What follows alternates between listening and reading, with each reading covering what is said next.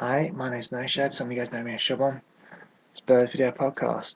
Obviously, delighted to get 3 points yesterday and managed to get the correct score in the Spurs Oddie Prediction League, if not the actual scorers. But that is my fault. I should have waited until the very last moment to figure out who's in the team and then submit my you know, who I thought would be the scorers. But yeah, and then I was very surprised to see he scored. And I like Siggy. He's a hard-working player, and he gives it a lot of effort. And he's not really the player he's a good player, but playing on the left-hand side doesn't really suit him. He's very much like Clint Dempsey. Yes, he'll get you goals, and yeah, he may have a few shots on, but I really feel that his goals aside, he didn't have much of an impact on the game, which sounds really harsh, but here's my take on it. Danny Rose, who had a standout game, he was dogged and determined. First of all, he'll face Turntail somewhat. No disrespect to Norwich. One of the guys, NCFC Greg on Twitter, I tweeted, was very complimentary towards us Spurs fans. So it's my shout out to you, mate.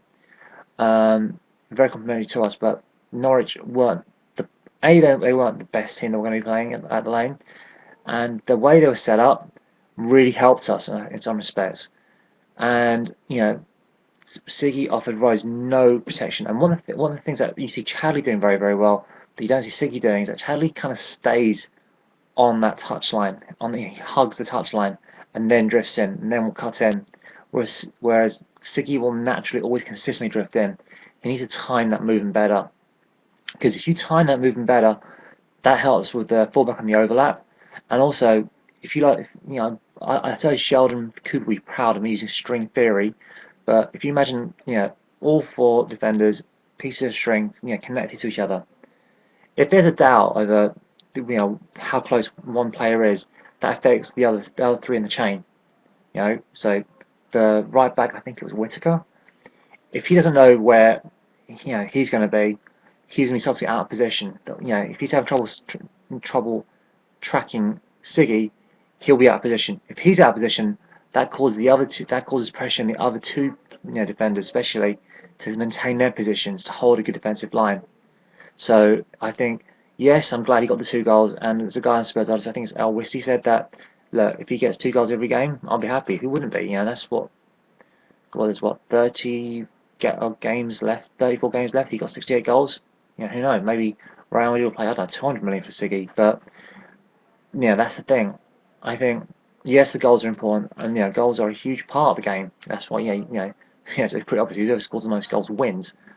But he has to do a bit more, and therefore I think Chadley, should he come in, obviously there'll be a bit of pressure because having scored those two, there'll be pressure on Chadley as well. But I think style-wise he suits it a lot better. I think one player that could suit it a lot better is Aaron Lennon.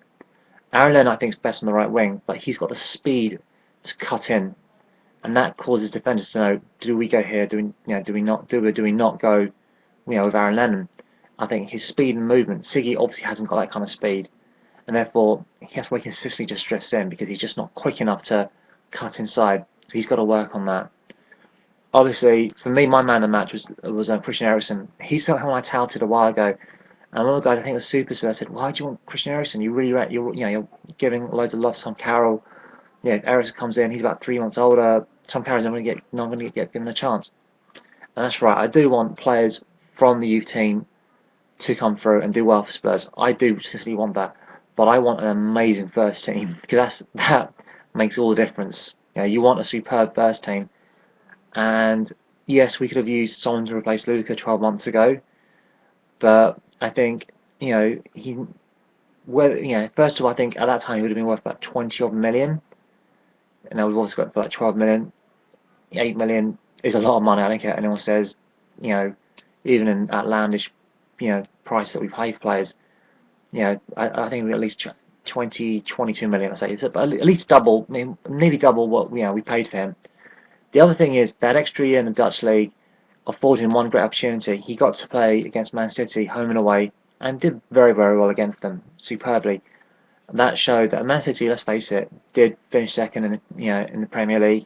very, they're obviously a very, very good side, and he showed his ability again against Premiership opposition. Obviously, he probably played, I think, the year before against Man United, I think it was, in the Europa League when both Man U and I think was it it was both Man U and Alex had both dropped down into the Europa League.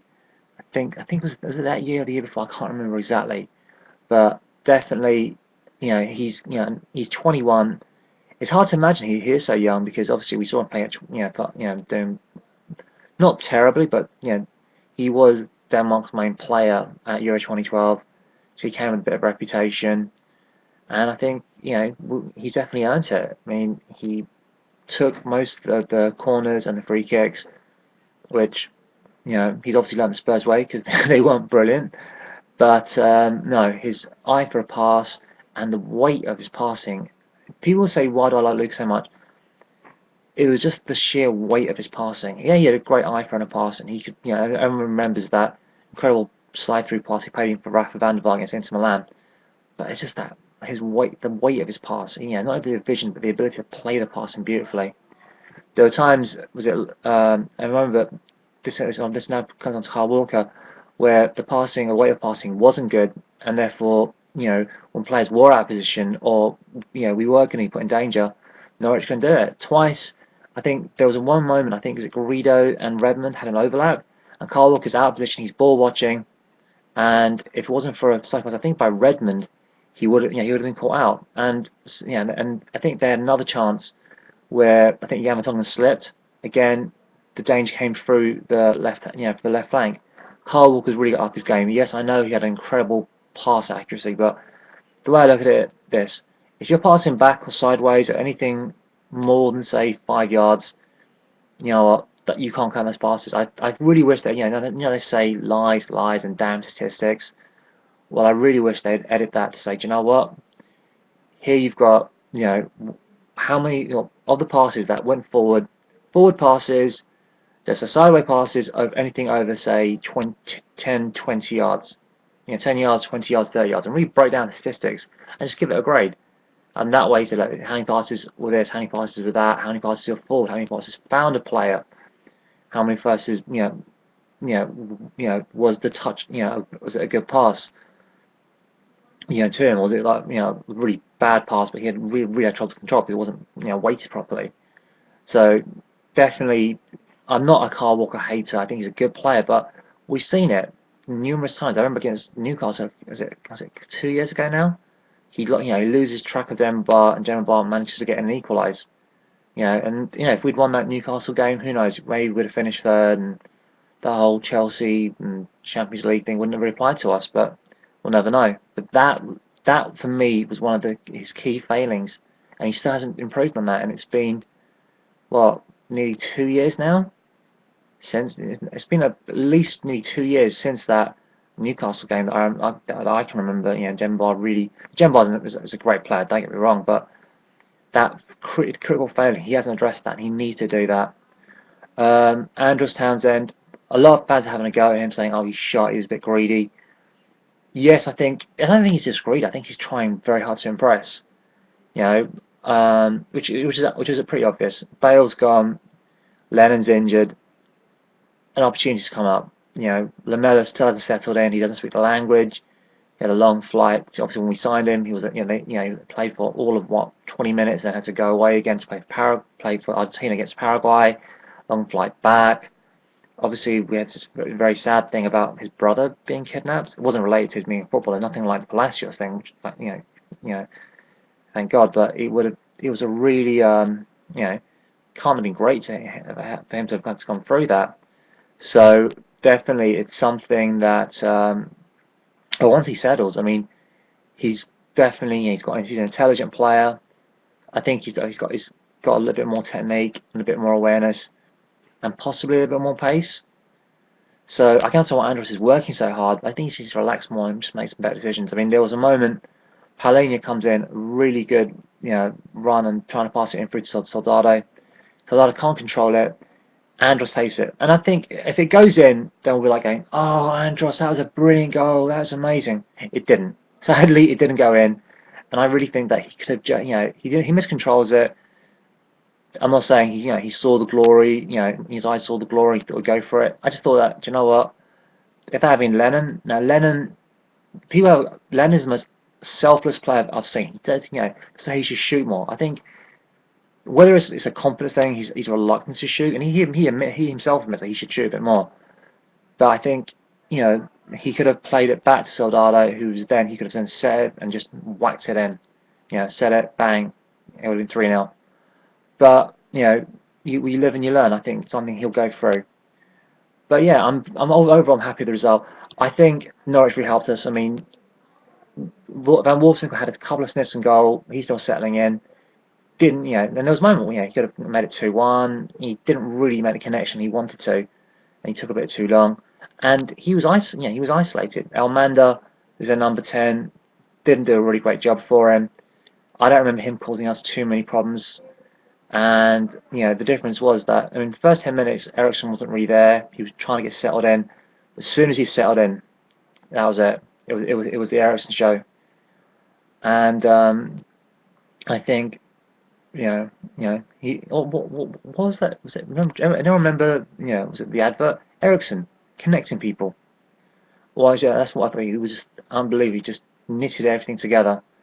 And it's all great having great possession in the midfield, but it's in that final third. Can you make it work? And I mean, that Soldado back heel, that was just, if that had gone in, that would have been hilarious. But I just felt that he was the difference. I mean, between this season and last season, our passing is just more clinical and more incisive. And he's the player that can do that. And obviously, look, one summer doesn't a swallow make. And I'm not saying that he's going to be brilliant because and I remember Mido on his debut had an incredible, wonderful debut, scored a couple of goals, and the rest of that season, I think he's on loan 18 months. He wasn't really there. Obviously, the next year he went on, had a much better season for us, but I still go with this. I think we'll see how he is because Norwich, and again, no disrespect to them, they weren't able to give Van Wolfswinkel service. They got man behind the ball. And our passing and movement was just so much better. Basically, we did to them what Arsenal did to us. It was just that simple. We were just a lot better in passing and moving the ball. Their midfielders couldn't get hold of the ball, couldn't control possession, and every time they would just keep giving it away. So essentially, we have learned a lesson. Basically, what Arsenal did to us, we did to another team. Now, the key question will be: I'm not overlooking Cardiff. I'm not overlooking West Ham, but in about 2-3 weeks, we play Chelsea, and even though they lost yesterday, they are no joke. I felt that they made a mistake. That's what they lost, but they could have easily won that game, and they will create chances. And De Bruyne and Hazard attacking rows, him having no cover, we've got to figure that out. I think Sandro's coming back to full fitness. We all saw that he's the wheels of the laundry basket go round and round, round and round. If you haven't seen it, just look up on Spurs TV. It's hilarious. But I just think if you look at Sandro's, don't get me wrong, Dan and Palhinha played well together, but there's still a bit of hesitation between the two about which one goes forward, which one doesn't. And they both need a little bit too long. They hold onto the ball a little bit too long, especially Paulinho. He's new to the Premier League. Dembele, this is now going to be his second half, third, fourth season with us. He's got to know when to control it, when to move, when to release it a bit quicker. So, and there was a great, wonderful bit of turn from him, and again, we could have maybe scored from that. So you can see it is coming together, but I would like to see, hopefully in the next game, I'd like to see Sandro start, and Sandro Palhinha, Sandro Dembele, and really just get those two, because box to box, Palhinha, great assist, full of running, and I think it'll work better when two players know that, do you know what, I can just keep going forward, up and down, up and down, up and down. I don't have to think, oh, is he going to go up and down? But keep it simple. Football's like it, very simple. And I think if we can do that, I think it will work. Great to see Debs, Mick, Andy, Jerry, Mel, Joe, just some of the guys down the lane. It was fantastic. Sadly, I wasn't able to see a certain Mr. I don't know how you say, Comrade Ivan. But I would like to have met, would like to have met up with you. But hopefully, sadly, I'm not going to be at the West Ham game. Don't think I'll be at the Chelsea game either. So, but I'm sure that eventually, Comrade Divan, you and I will meet up. But yeah, sorry, Delia. It seemed that roasted canary was on the menu, and I mean, it's obviously you don't want Chris Hughton to do badly. Spurs player, good coach, and treated very shabbily by us. But I thought that they didn't have the answers, and they really, really struggled. I think towards the end we cut it off, foot off the pedal, and that's what I don't like. People say, "Oh, there's no point. We've already won the game." So no, we haven't. If it goes from 2-0 to 2-1, guess what? Their tails are up. We're like, oh shit. And we go on the back foot, and they can make it a 2-0 draw. The games last 95 minutes, and if it's at Old Trafford, they last 100 minutes, especially if United are losing. Okay, we need to play for 95 minutes. That's just the way it is. And anyway, so that's just my 2 cents on the matter. Thank you for watching this YouTubes. Thank you again, guys, for your support. With the passing of Raju, really, really appreciate it. And yeah, hit me up. I think it's twitter.com the real Shabon. The reason that is there's another guy called Shabon apparently, and he's got the name. So for some reason I'm not allowed to call myself Shabon. So that's why I'm the real Shabon. I don't know. I just got to go with that. And yeah, always give me a shout on the old YouTube. But anyway, thank you for watching this YouTubes. For those of you who don't know, I am running the Royal Park Half Marathon for Mind. And just Google or Alta Vista or Yahoo or Lycos, I wonder if they're still around. Virgin Money giving Shubon, and yeah, be really happy to do some support, and yeah, gonna run hard for you guys. And yeah, thank you for watching YouTubes, and as always, come on you Spurs. Peace out, people.